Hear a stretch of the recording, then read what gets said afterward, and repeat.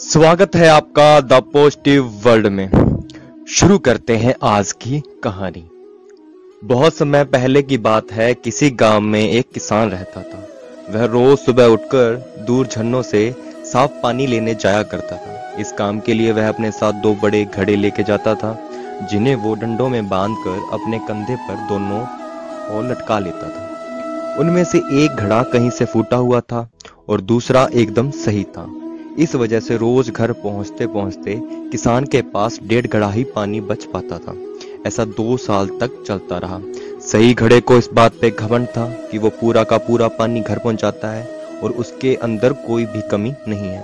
वहीं दूसरी तरफ फूटा घड़ा इस बात से शर्मिंदा था कि वो आधा पानी ही घर पहुंचा पाता है और किसान की सारी मेहनत बेकार चली जाती है। फूटा घड़ा ये सब सोच सोच कर परेशान रहने लगा।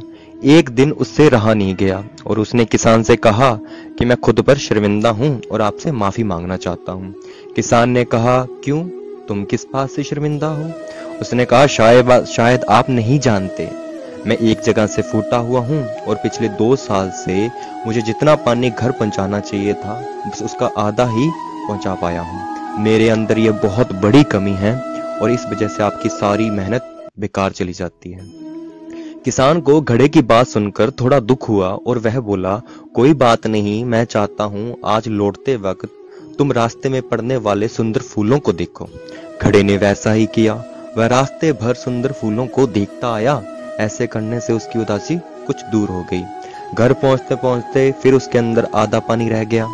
वो फिर मायूस हो गया और किसान से फिर माफी मांगने लगा। किसान बोला, शायद तुमने ध्यान नहीं दिया, पूरे रास्ते में जितने भी फूल थे वो बस तुम्हारी ही तरफ के थे, सही घड़े की तरफ एक भी फूल नहीं था। ऐसा इसलिए क्योंकि मैं तुम्हारे अंदर की कमी को हमेशा से जानता था और मैंने उसका लाभ उठाया। मैंने तुम्हारी तरफ वाले रास्ते पर रंग बिरंगे फूलों के बीज बो दिए। तुम रोज थोड़ा थोड़ा कर उन्हें सींचते रहे और पूरे रास्ते को इतना खूबसूरत बना दिया कि आज मैं तुम्हारी वजह से उन फूलों को भगवान को अर्पित कर पाता हूँ और अपना घर सुंदर बना पाता हूँ। तुम ही सोचो, अगर तुम ऐसे नहीं होते तो भला क्या मैं ये सब कुछ कर पाता? उसी प्रकार हमारे अंदर भी कोई ना कोई कमी जरूर होती है जो हमें अनोखा बनाती है।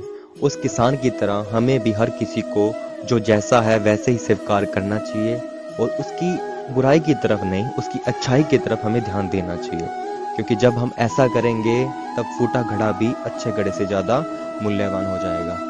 Thank you so much. अगर कहानी अच्छी लगी हो तो लाइक, कमेंट, शेयर और चैनल को सब्सक्राइब करना ना भूले। Thank you.